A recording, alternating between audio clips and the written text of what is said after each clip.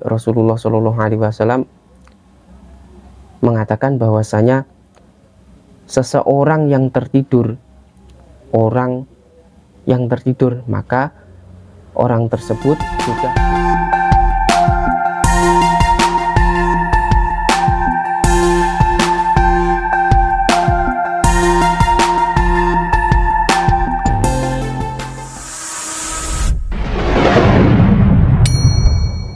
Assalamualaikum warahmatullahi wabarakatuh.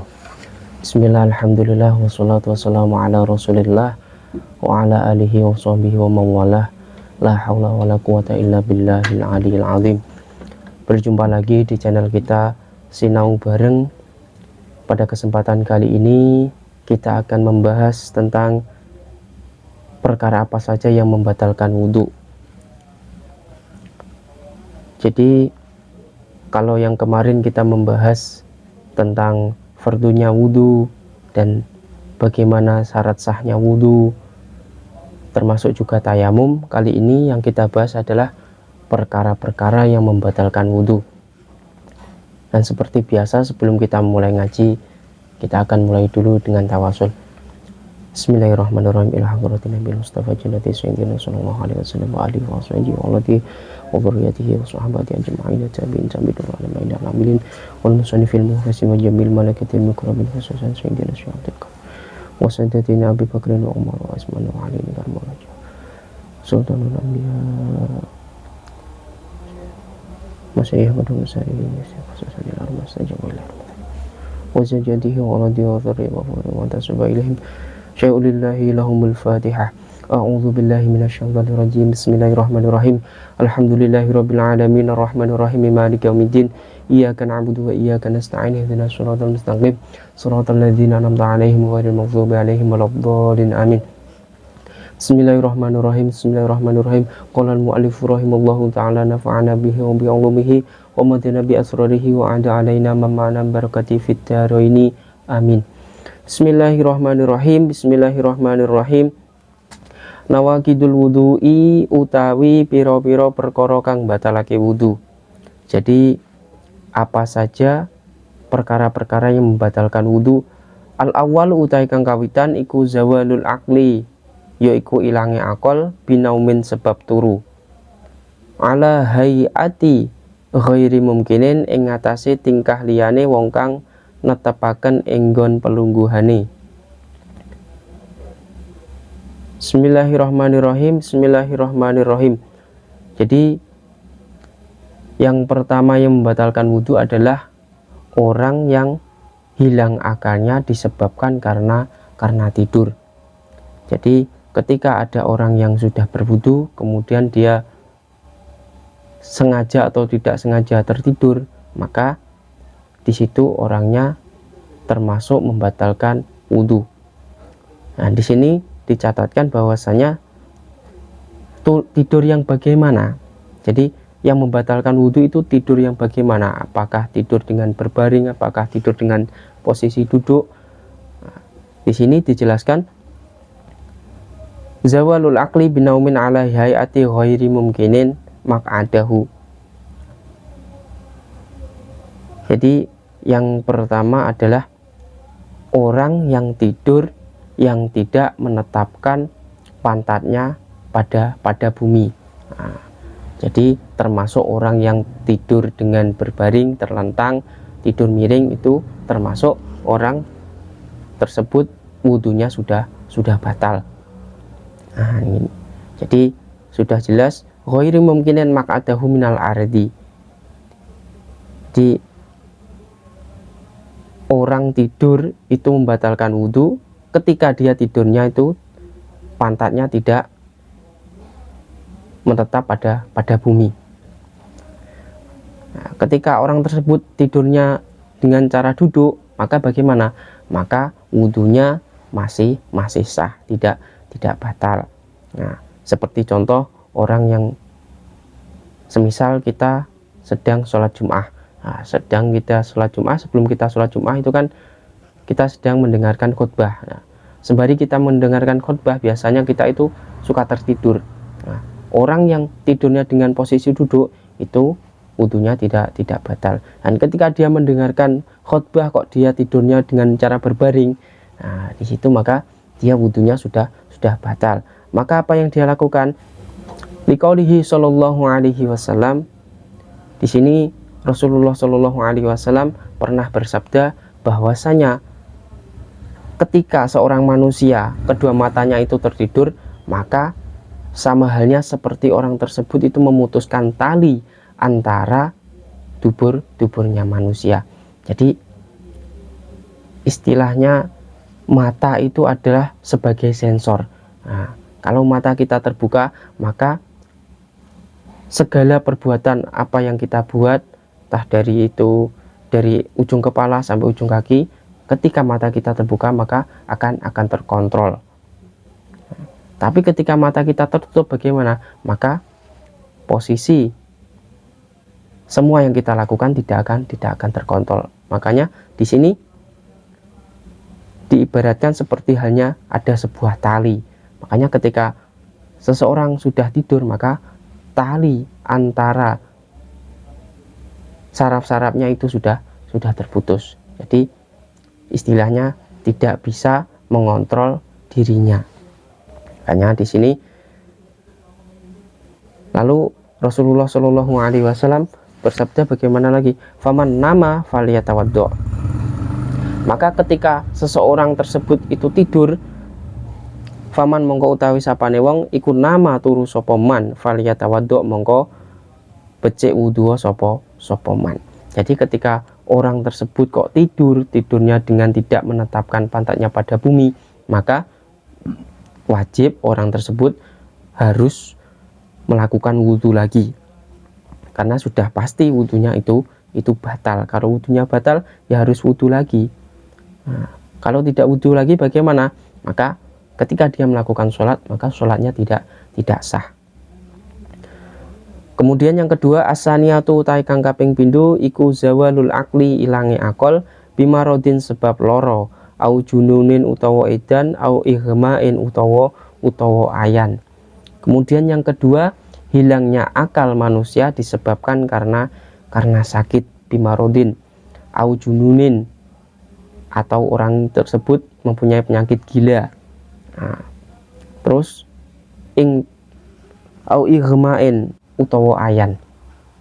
Jadi orang hilangnya akal itu disebabkan ada dua perkara. Yang pertama hilangnya akal sebab tidur, yang kedua sebab orang tersebut mempunyai riwayat sakit. Nah, kan misalnya ada orang yang sudah berwudu, nah, misalnya ini seperti contoh, ada orang dia mempunyai penyakit gila atau penyakit ayan. Sesudah wudu tiba-tiba penyakitnya itu kambuh, otomatis kesadarannya itu sudah hilang. Maka bagaimana? Orang tersebut ketika kesadarannya sudah pulih, maka wajib wudu lagi.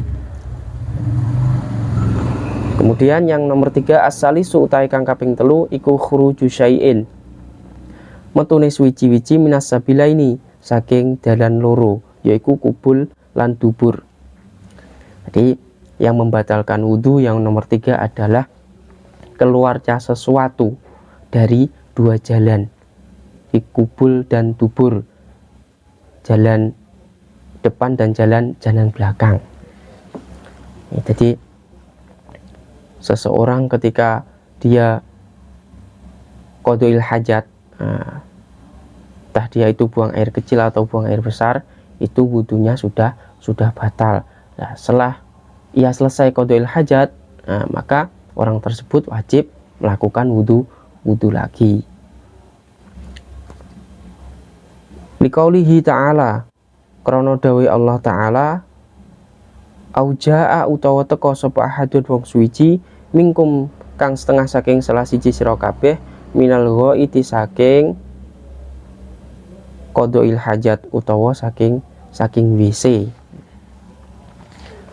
Jadi di sini untuk keterangan yang nomor 3 itu adalah sudah dijelaskan oleh Allah, manakala ada seseorang yang sudah berwudu kemudian dia melakukan qadha'il hajat atau buang air kecil, buang air besar, pokoknya sesuatu yang keluar dari dua jalan, itu makanya dia wajib melakukan wudhu. Kalau selainnya dari dua jalan itu bagaimana? Seperti halnya dia meludah, dia mengeluarkan ingus, itu bagaimana? Itu tidak batal. Atau dia mengeluarkan air mata, itu tidak batal. Nah, yang termasuk di sini adalah dari dua jalan kubul dan dubur. Jadi untuk buang air kecil atau buang air besar itu membatalkan wudhu. Wa qaulihi sallallahu alaihi wasallam, wa qaulihi lan dawuh sapa Kanjeng Nabi sallallahu alaihi wasallam, la yaqbalu orang nrimo sapa Allahu Gusti Allah salata ahadikum ing salate salah siji sira kabeh idza ahdasa tatkalane hadas sapa ahad hatta yatawaddo sahingga wudu sapa ahad. Jadi Rasulullah sendiri juga pernah bersabda bahwasanya ketika ada orang yang sedang berhadas, entah itu hadas kecil, entah itu hadas besar, maka seseorang tersebut ibadahnya tidak diterima. Jadi kita ketika menghadap Allah itu dalam keadaan suci, itu wajib. Nah, kalau kita menghadap Allah dalam keadaan tidak suci, maka bagaimana? Tidak sah. Jadi semisal contoh begini, ketika kita menghadap seseorang, semisal bos, kita pasti sudah menggunakan pakaian yang rapi, memakai minyak wangi. Nah, masa kita menghadap kepada Allah, menghadap Sang Pencipta, kita dalam keadaan hadas atau dalam keadaan membawa kotoran. Jadi sayugjanya kalau kita menghadap kepada sesama makhluk saja kita berdandan yang rapi, nah, maka bagaimana cara kita menghadap Allah? Cara kita menghadap Allah, kita bersuci, badan kita dibersihkan dengan cara, kalau kita mempunyai hadas besar kita mandi besar, kalau kita mempunyai hadas yang hanya hadas kecil kita hanya wajib berwudu. Kemudian sebelum kita sholat kita lihat dulu tempatnya bersih suci atau tidak, pakaian kita bersih suci atau tidak. Jadi kita harus teliti sebelum melakukan ibadah. Agar apa? Agar ibadah kita itu diterima oleh Allah Subhanahu wa ta'ala. Bismillahirrahmanirrahim. Ar-rabi utai kang kaping 4 iku lamsul mar'ati, ngepok wong wadon al ajnabiyati kang bangsa liya bila hailin kelawan tanpa aling-aling. Jadi yang keempat adalah kita memegang seorang perempuan yang bukan muhrim, atau kita memegang perempuan yang mana perempuan tersebut itu halal untuk kita nikah. Maka hukumnya bagaimana? Itu membatalkan wudhu. Kalau kita memegang perempuan, sedang perempuan itu adalah ibu kita atau kakak kita atau adik kita, itu tidak apa-apa, tidak batal wudhu kita. Jadi yang dimaksud di sini adalah perempuan ajnabiyah. Ajnabiyah itu adalah perempuan yang halal untuk kita nikah. Liqaulihi ta'ala, krana dawe Allah Ta'ala, aulamastumun nisa utawa ngepok sira kabeh ing pira-pira wong wadon. Jadi keterangan di sini sudah dijelaskan oleh Allah. Jadi kita menyentuh seorang perempuan yang halal untuk kita nikah atau perempuan lain selain orang tua kita, kakak kita, adik kita, maka hukumnya bagaimana? Membatalkan wudhu. Al-khamisu utai kang kaping 5 iku masul farji, demek farji bibatinil kafi kelawan batine epek-epek. Kemudian yang membatalkan wudhu yang kelima adalah memegang farji dengan telapak tangan. Apa yang dimaksud farji itu? Farji itu adalah alat vital. Jadi kalau bahasanya untuk seorang perempuan itu farji, kalau untuk seorang laki-laki itu adalah zakar. Jadi punya bahasa sendiri-sendiri. Jadi ketika kita memegang zakar atau farji dengan telapak tangan, bila hailin atau dengan tanpa penghalang, maka bagaimana wudhu kita batal, sekalipun itu farjinya sendiri atau zakarnya sendiri, itu membatalkan wudhu. Tapi kalau ada penghalangnya bagaimana? Semisal kita dari luar, kita memakai sarung atau kita memakai celana, itu kan ada penghalangnya, itu bagaimana? Itu tidak apa-apa. Yang dimaksud di sini masul farji bibatinil kafi, jadi dengan telapak tangan secara langsung itu membatalkan wudhu. Liqaulihi sallallahu alaihi wasallam, liqaulihi karena dawe Rasulullah sallallahu alaihi wasallam, man utawi sapane wong iku masa lamuno demek sapa man zakarohu ing pelanangane man, fal ya tawaddo mongko becik wudhu sapa man. Jadi Rasulullah sallallahu alaihi wasallam juga pernah bersabda bahwasanya ketika ada seseorang menyentuh zakarnya sendiri, maka wajib melakukan wudhu. Fal yatawaddo mongko becik wudhu sapa man, maka harus melakukan wudhu lagi. Kalau tidak sengaja bagaimana? Tetap membatalkan wudhu. Bismillahirrahmanirrahim. Bismillahirrahmanirrahim. Wa qaulihi sallallahu alaihi wasallam, wa qaulihi lan krana dawuhe Kanjeng Nabi sallallahu alaihi wasallam, ayyuma mra'atin utawi endi-endi wae wadon iku masat lamun ndemek sapa man farjan ing farjine, faliyatawaddo mongko becik wudhu sapa imro'ah. Jadi di sini Rasulullah Shallallahu Alaihi Wasallam itu pernah bersabda 2 kali. Jadi yang pertama dikhususkan untuk seorang laki-laki, dan yang kedua dikhususkan untuk seorang perempuan. Nah, kalau di atas bahasanya man massa dzakarohu, jadi bahasanya memegang zakar. Zakar itu adalah alat vitalnya seorang laki-laki. Nah, kalau yang kedua ayyumam ro'atin masat farjan. Nah, yang kedua itu bahasanya farji. Farji itu adalah alat vitalnya seorang perempuan. Nah, meskipun itu farjinya sendiri atau zakarnya sendiri, maka tetap membatalkan wudhu.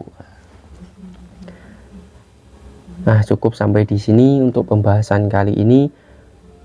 Nah, itu tadi bab tentang perkara-perkara apa saja yang membatalkan wudhu. Dan mungkin jika ada teman-teman yang ingin ditanyakan, atau mungkin ada penjelasan yang kurang jelas, atau penjelasannya mungkin ada yang keliru, maka saya mohon maaf yang sebesar-besarnya. Mudah-mudahan sedikit penjelasan ini bisa membawa barokah, manfaat, maslahah fitini wa dunya wal akhirah. Allahumma amin ya rabbal alamin. Demikian yang bisa saya sampaikan. Wallahul muwafiq ila aqwamit thoriq. Wassalamualaikum warahmatullahi wabarakatuh.